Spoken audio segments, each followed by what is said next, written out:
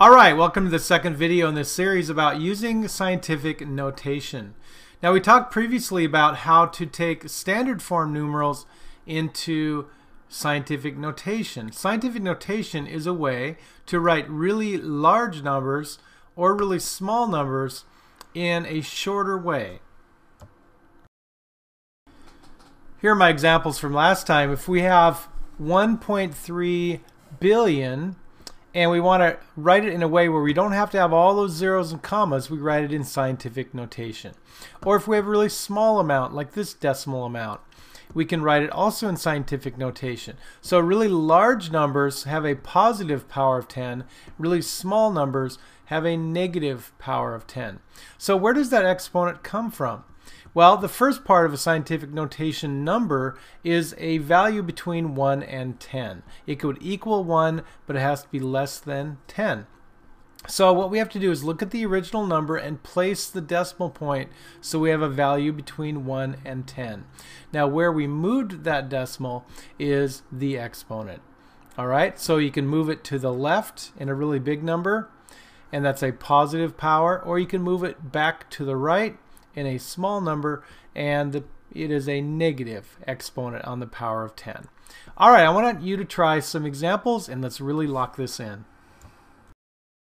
Go from 3 to 8, and you're going to write each number in scientific notation. So be careful about having a value between 1 and 10, and make sure that you know whether the exponent is positive or negative.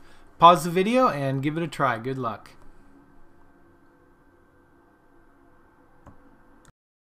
Number 3, the answer is 3 times 10 to the negative 1 power. Now, the decimal is in front of the 3. 0.3 is too small of a value. We have to move it one place to the right, so that's where that negative 1 exponent is. Very good. Number 4, again, it's a very small number. We're going to start with the decimal here, and we're going to place it not in front of the 7, but behind the 7. And when we count up how many places that move to the right, it is 5. So it's a negative 5 power 7 times 10 to the negative 5th. Number 5.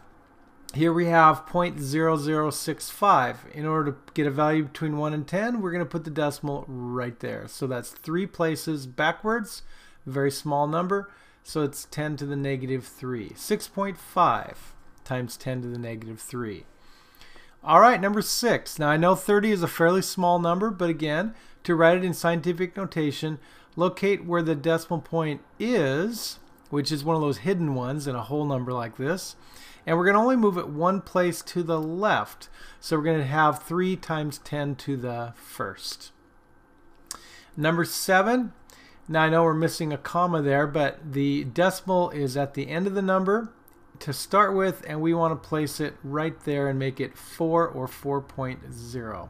And that is a move of 5 decimal places, and it's 4 times 10 to the 5th. Very good.